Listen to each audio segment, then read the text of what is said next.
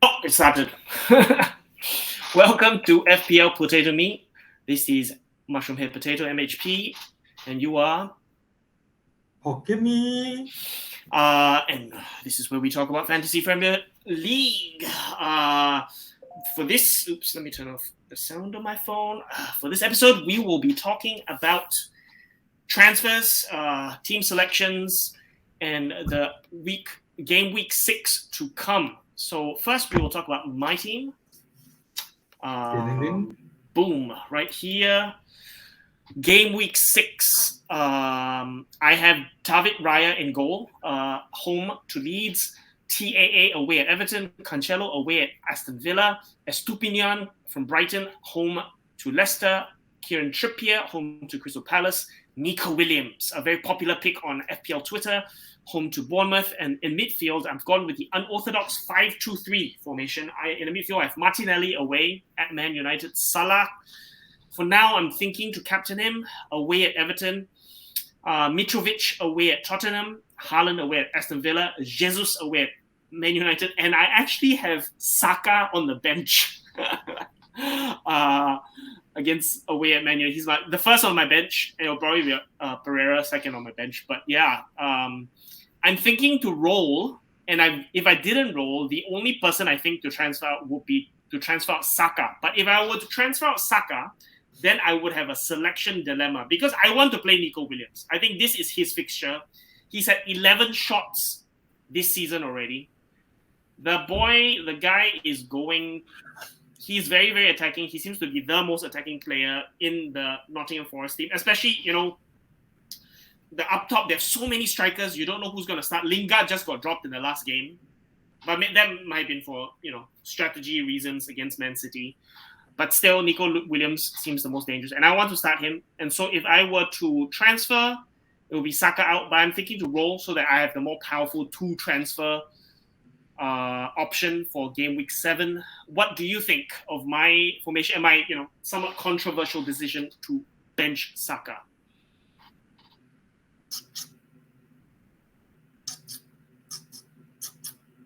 Your response is to chirp at me like a bird. Thinking. I'm thinking.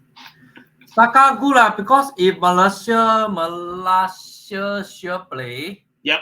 I think he's playing. He's not injured or anything. I think Saka versus him. That's my thinking because Martinelli will be on Dalot. Dalot is the weaker defender, and Martinelli's on form, and so that's my thinking. Dalot is the one. If you know what, it's already the left side, not the right side. Left side of the 4 defense, I feel Dalot is the weakest link. That's the thing, yeah. That's exactly what I was thinking. The weakest link, but Dalot physical is there. He's getting there. The physical powerness, the physical aspect is there, but he sometimes once in a while he will switch off on our position. Yeah, switch. Yeah. So you see Martinelli and left side is who? Left side is Gabriel. Martinelli. She can drag him more out of position. Then right side, I think Malaysia no problem to Saka. Then Jesus is just see Varane and Martinez whether can get hold of him. Don't let him run into position, drag the 2 defense out of position. Yeah. But what do you think? Saka versus Martinelli, who to start? Do you think I've made the right decision? Of course, Martinelli lah. Martinelli. Saka recently still like he is a 随机 吧, all the rebound, he always out of position to get the rebound. He's at the wrong place at the wrong time. The wrong place at the right time. It's not like Haaland always at the right place at the right time. He is at the right time but wrong place. The rebound always so he there, the rebound go this way. He there, the rebound go that way. Damn fucking funny, yeah. Cannot get rebound. He did have an assist, so that's there. He did have an assist with 5 points this week, so that's there. He assisted Martinelli's goal, so that's there. But yeah, I mean, that's my decision. Did you have any comments on the team or anything else like that? On my decision to roll? Do you think that's the way to go?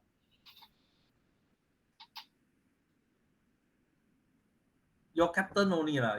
I feel you shouldn't keep Salah. Everton, I think will keep Salah quiet.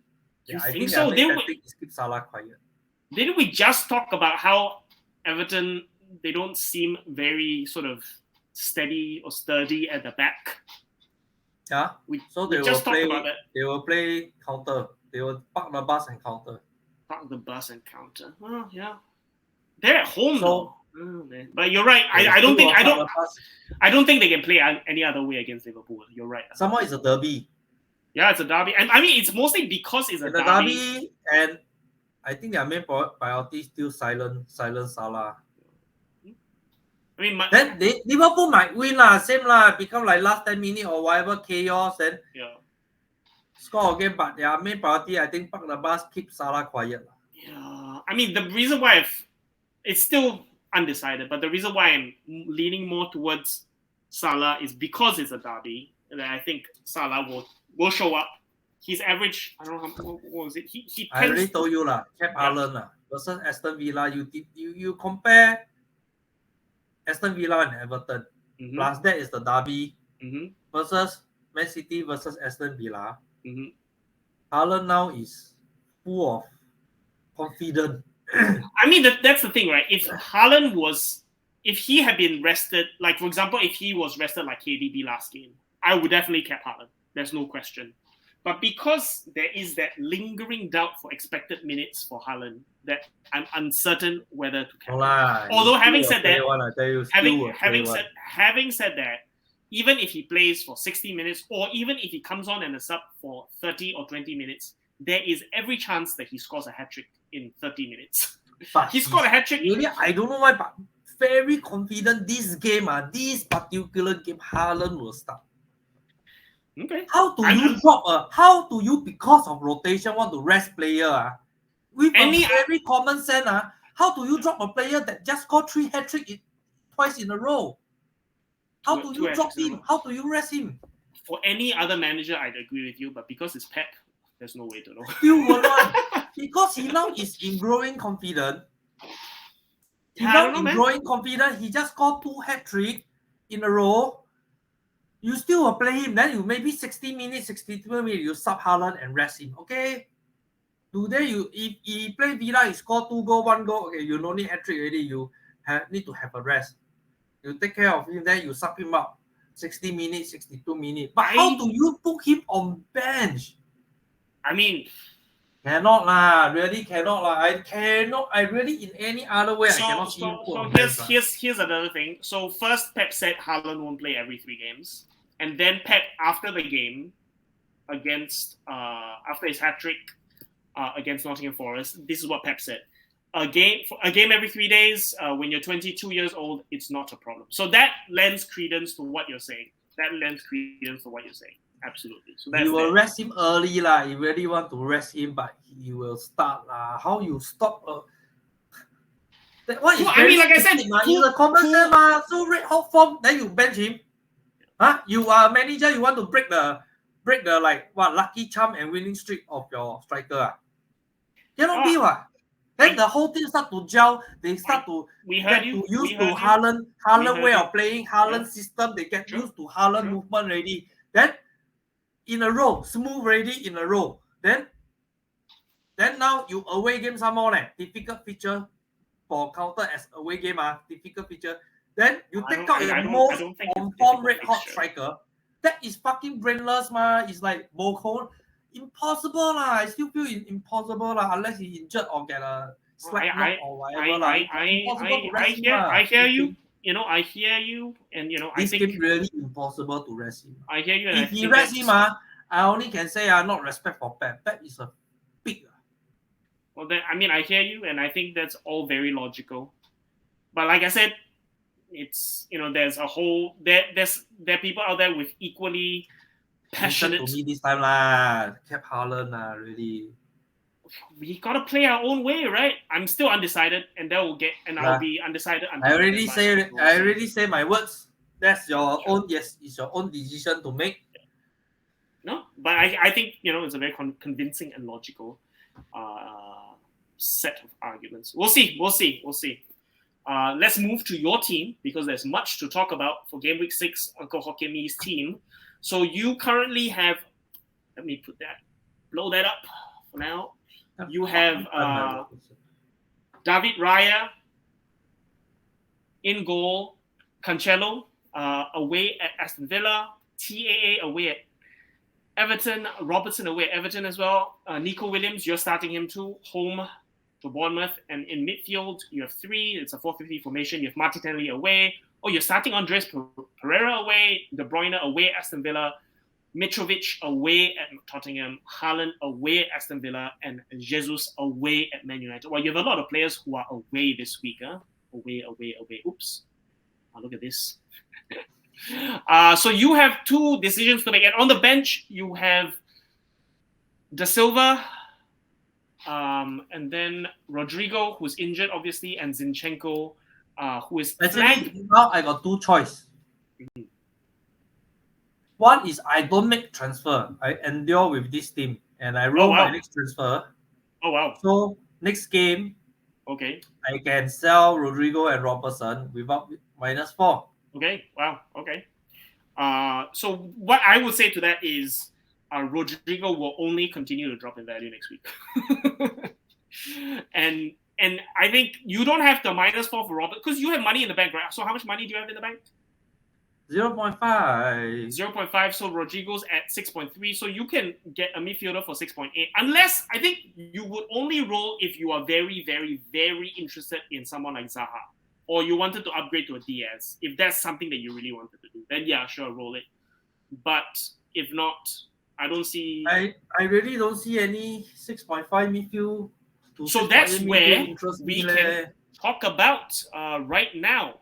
So I'm gonna close this screen. I don't see anyone interest me leh. So Uncle Hokkien Mee is not interested. So let's talk about that. There's been a lot of talk on FPL Twitter, the community talking about replacements, rightly so, because a lot of people had Rodrigo, and they have to replace it. So last night you gave me the task of finding midfielders under 6.9. So I went with the 6.9, but unfortunately Rodrigo dropped in price, so it's down to 6.8. So Rodrigo replacement midfielders under 6.9. So I have them on the screen now. I did put up the stats. I didn't have enough time. Work. But these are the big ones. So up left, there's Trossard. You have Saint-Maximin, and then Trossard from Brighton, Saint-Maximin. Saint-Maximin injured, no. Well, hold on. Let me just read out the people. I don't have the names up here, but who's up here on the screen? Saint-Maximin from Newcastle, and then Pascal Gross from Brighton. You have Jack Harrison from Leeds, Rashford from Man United, Sinisterra from Leeds, James Ward-Prowse from Southampton, Anthony Gordon from Everton, and Gibbs White from Nottingham Forest. And I also missed out on Aronson from Leeds. They're all under 6.9. Actually, they're way, way, way less than 6.9. Jesse Lingard, you never put Jesse Lingard inside? Jesse Lingard? If you're interested, we can look up his stats. The reason why I had Gibbs White instead of Lingard is because it seems like Gibbs White is the starter over Lingard, because Lingard didn't even start the last game. So and Tottenham have so many strikers now, it's just hard to say who will start. But it seems like Gibbs White is guaranteed at the start. But yeah, but let's look through the stats. So right at the top, we'll look at their return so far. With 37 fantasy FPL points so far is Pascal Gross. 37 points. He's had 1 assist and 3 goals. Okay, and he has expected goal involvement of 0.6 per 90 minutes with 0.2 assists. Which player you're talking? Pascal Gross. Right? Gross, okay. And he is only 5.9 million. So he's a very, very popular. Currently very popular. He might even go up in value. A lot of people moving, from Rodrigo to. You already move up, Is he at 6 now? No, he's 5.9 now. Yeah, 5.9. 5.9. But he's from 5.5 leh. Yeah. No. Well, I'm saying that he might possibly move up to 6. Well, he from 5.5 become 5.9 leh. Well, he has, the returns, right? And also the stats. 0.6 XGI is very, very high. And Brighton have a great run of fixtures. They're playing Leicester at home next. Then they play Bournemouth afterwards, and then Crystal Palace, a bit tricky. it's trickier from game week 8 lah. So Crystal Palace, Liverpool, Tottenham. But the next 2 fixtures are excellent. Leicester and Bournemouth. So that's there. Brighton, but the versus Crystal is at home. Different. Yeah, that's different too. The next, so that three. So maybe three, I go for gross lah. It's okay. I save money. I go for. So three good options there. So if you're thinking of Brighton, another option which we have his image there. He's 6.5, 6.5 mil. He has 1 goal, 1 assist so far for 20 points. So a lot less than Gross. His expected goal involvement so far is 0.42, which is less than Pascal Gross, or assist 0.15, goals 0.27. But take this into account. For the first 3 games, he was playing as a wing back because they didn't have Estupinian yet. Trossard. So, however, in the last 2 games, because now they have the left back, left wing back, he has now been playing as an attacking midfielder next to Gross behind the striker. So there has been a positional change. So his XG might go up, his points might go up. So if you're thinking about Brighton, I think it's quite close. At first, I was thinking it's Gross all the way. But because of the positional change, right, it's hard to say. But it's cheaper, it's more expensive, 0.6. That's a whole 0.6. That's a lot of money. A lot of money. And then another option would be Saint Maximin, which I don't. You see, he's flagged on the FPL side, but I don't know whether he's actually injured. Is he actually injured? Who? ASM, Saint Maximin. Yeah, he injured. He's flagged on FPL. I don't know whether he's actually going to be out. So that's another question. 50% chance of playing. Yeah, FPL is whatchamacallit. The FPL site is not the most reliable for injuries. Yeah lah, but I won't play him first lah. But anyhow, in terms of his stats, I have his stats here. He has scored 1 goal with 3 assists for 27 points. XGI of 0.49, which is not bad at all. So there are updates. I think no need to say lah. I will go for Gross lah, most likely. Oh, so we're done. Mostly lah, because the next 3 feature Gross is good. Yeah, no, they're really good.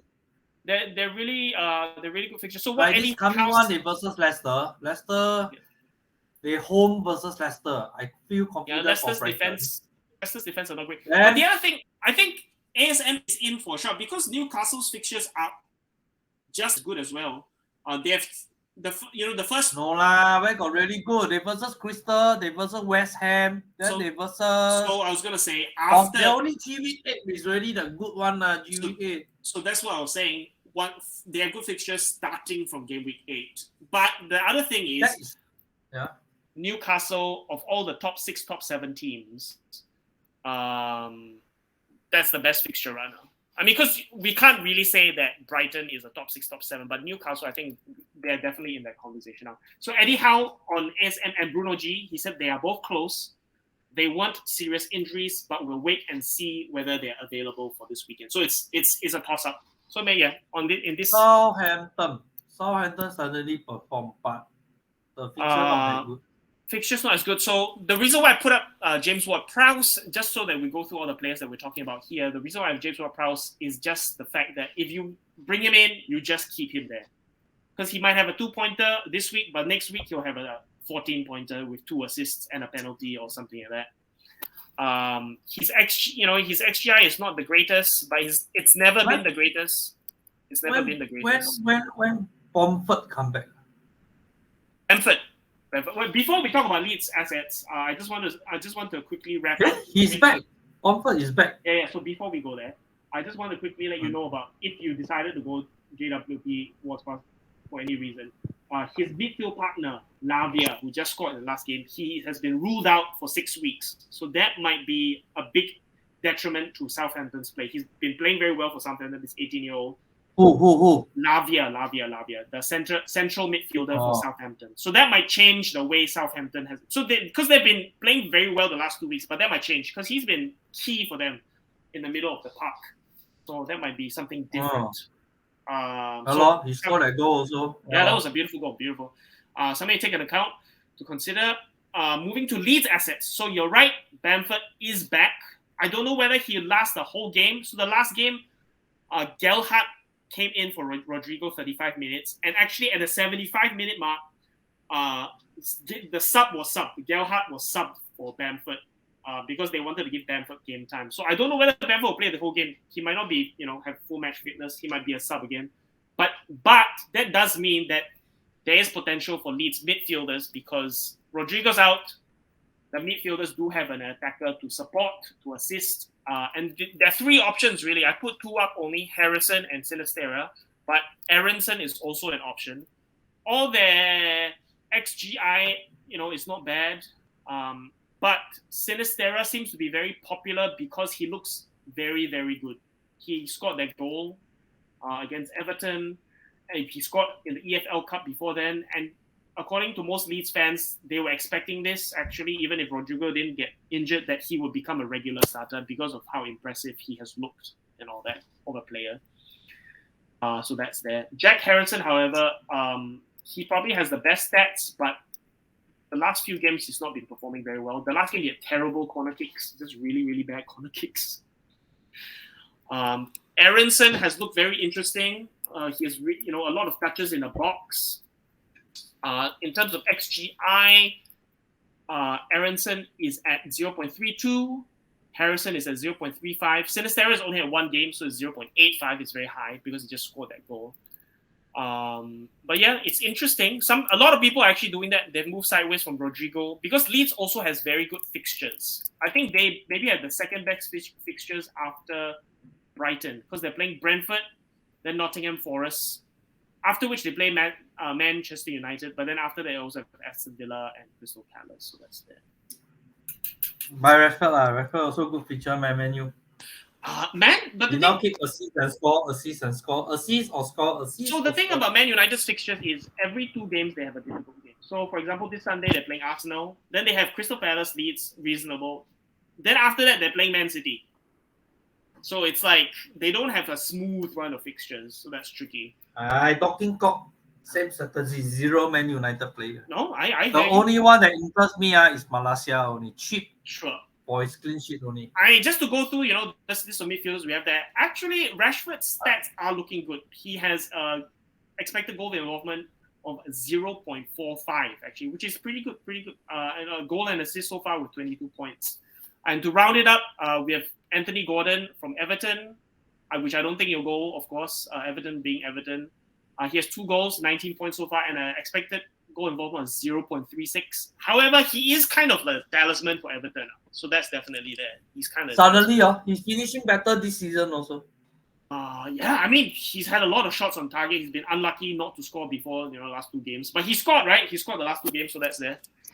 That's definitely there. And then we have Gibbs White for Nottingham Forest. Nottingham Forest, why I've included Gibbs White is because Nottingham Forest probably has...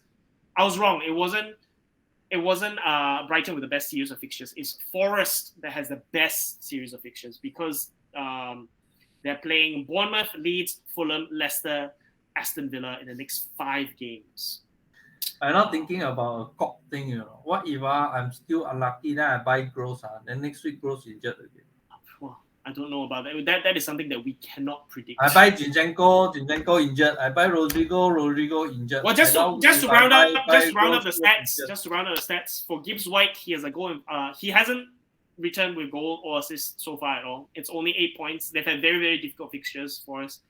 But he has a expected goal involvement of 0.35. So he is up there. So he probably will return at some point. But we don't know when. But going back to your point, well, I mean, there's nothing that we can do, man. There's nothing we can do.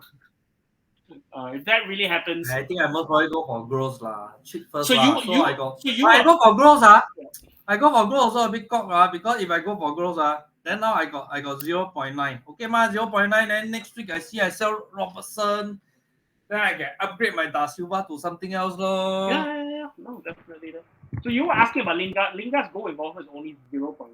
So Gibbs White actually has twice as much of an expected goal involvement compared to Lingard. So if you're wondering about about Lingard, so that's there. But yeah, I think Gross is the logical move for you to make. Frees up money, and he has the stats to back it. Not only the stats, he also has the returns to back it up. So that's there. So is that going to be your plan? You're going to go from Rodrigo to Pascal Gross? Yep. So just one fixture this week? Or are you gonna? Just go for. Doesn't next week I'm gonna downgrade Robertson. It doesn't seem like it's worth it to take the -4 for, especially since it's. I think they might concede against Everton, but there's a possibility for attacking. It's hard to say lah. It's like you say, it's a derby. There is a possibility for clean sheet and attacking assist or score by Robertson also. Yeah, because it's a derby, it can go either way. Let's see. Go for groups. Let's see. Yeah. I just wanted to put your team up on screen. Done. I submit already. Submitted or the transfer. Yeah. So who will you be starting instead? Will you be benching Andreas Pereira then instead? Wait, let me just put your team up here. Because currently, let me share this. Oops. Oh no, I removed you. Back at the stream there. So currently you have Raya, Cancelo, TAA, wrong one again. Here we go. Robertson, Nico Williams, Martinelli. Maybe I bench Robertson. You're gonna bench Robertson. You wouldn't bench Andreas Pereira. You're gonna bench Robertson over Andreas Pereira. That's how much. That's how much you have confidence in Fulham away at Tottenham. Maybe That is ballsy, man. That is really ballsy. I don't know. My vice captain, is who? Who's your vice captain? Nico Williams. Oh my, yeah, very ballsy moves there. But so wait, hold on a minute. Are you really gonna bench Robertson? No, now currently I'm doing is Andre bench. Yeah, that sounds like the logical move to me. But you're dead set on captaining Haaland, huh? Confirm cap Haaland. Okay. I mean, because I was just gonna say outside, I think considering all the debates and everything, I think you actually have the best captain there is for this week, who's definitely going to start the majority of the minutes, and they're playing a weak team. So you have the best captain this week in Kevin De Bruyne. I think he is the sort of logical best captain mover. KDB? Yeah. KDB? I think he's the best captain option this week. Really? Yeah. I mean, that's my opinion. Like I said, everybody can have different opinions. Why is your screen hung? I can't see you. I'm going to remove you, and I'm going to add you again. Add. Uncle Hokkien Me, where are you? I can hear you. We can't see you, though. What happened there? I can hear you, but you can't see me, correct? Okay. There we go. Okay, we rebooted your video, and we can see you now. Yeah, so I actually think that KDB is the best captain this week. I'm just going to return. Why? You're not going to score many goals? So, this is what I think. A, he's definitely going to start because he was rested the last game. That's there. B, if Haaland starts or if he doesn't start, either way, like you said, he is the fulcrum, the key to everything that happens for Man City. In terms of he's the one pulling the bow to shoot the arrow. Like someone like Haaland will be the arrow, right? So he'll be there popping up with assists and the odd goal. Too many people assist for Haaland already. Not only KDB, but he will have but I'm not going to keep him. I still keep Haaland. I'm just saying, man. Difference in opinions. That's all. I know he's thinking to drop Robertson or not. To drop? What do you mean? Drop into the bench or what? Yes. Oh, really? You're still thinking about that? Yeah, thinking only. Let's see. Who are you gonna start? Pereira? Yeah. Oh wow. What's the logic? What's the justification? Tell us. Because Spurs don't have Benteke. He is going to be fit for the game, according to news so far. He probably will be back for the game. But fit, maybe just come back from injury, not so good. I don't know what kind of injury he had. He might have had a head injury, so his fitness is probably fine. Don't know, just think just a thought go through only. Very disappointed in Liverpool. Yeah, so Conte said Bentancur is okay, so he probably is going to start. Bentancur is okay, so he will start. Maybe get Mitrovic get a free kick, Andre take score ma. No, that's definitely there. It might be a set piece where Andreas Pereira assists for Mitrovic. That would be I see lah, but Spurs home so maybe no lah. No, I mean, if it was Fulham at home, then I'd be like, okay, yeah, maybe. But because it's away, it's quite tricky. It's hard to say. Yeah lah, this team first lah. I'm waiting for my Zinchenko to come back. I hold on to him until now. Yeah. Zinchenko actually might start this week. Huh? Yeah. No lah. 50% how to start? He's been so like I was telling you, he is back in training. Let's see if there's any comments from Arteta about Zinchenko. Let's see. You let me know if he's going to start. I'm going to start him over Robertson for sure. Hey, no lah, versus Man U, huh? Okay, so Arteta has said with Alex, unfortunately, he hasn't been able to train with the team. That is interesting. But people have seen him in training, so I don't know what that's about. Yeah. Okay lah. It's mixed. That's it. My captain set, my transfer set. I'm happy. Okay. Well, all the best for the game week. Let's have a look at the games. Let's see. Everton versus Liverpool. What's your prediction?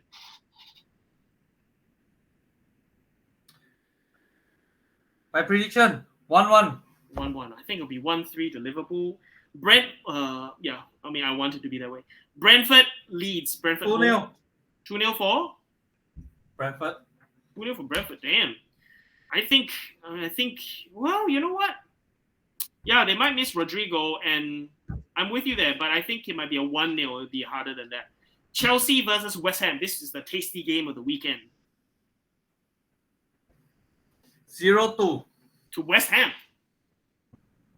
Damn. Okay, I think it will be a 1-0 for Chelsea. Newcastle versus Crystal Palace. 2-0 for Newcastle. Yep. Yeah, I actually think it'll be 2-1. I'm not entirely sure about a clean sheet just because of the form that Zaha is in. Forest versus Bournemouth. 2-0. I think it's a 2-0 too. And hopefully with Nico Williams return, if not a haul, a mega haul. Spurs against Fulham. So this is gonna be the tough one for us without any Spurs assets, because I think it's gonna be big returns for Kane this week. 3-2. 3-2. Damn. I was thinking more 2-1 or a 3-1 for Spurs, hopefully with a Mitrovic return. And yeah, it's going to be tough watching because I think Kane is going to do well against Fulham. Anyhow, Wolves versus Southampton.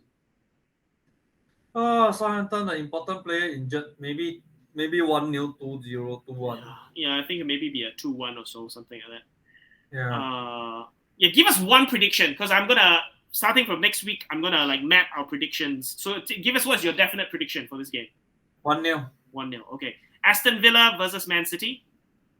0-5. Oh, I think it'll probably be a 0-3. I think it'll be like a 3-0 win for Man City. You're confident, huh? You want that third hat trick from Haaland, don't you? All right, next game. Brighton versus Leicester. Brighton home. 2-0. Yeah, I think it'll be a 2-0 as well for Brighton. Brighton's defense is too strong.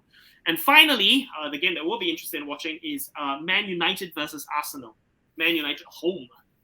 1-0. I think it'll be a 1-1 actually. This is the pessimist in me for our team. But yeah, I will track our predictions and then we'll have a look next week when we have the sort of look back, the coverage of the game week.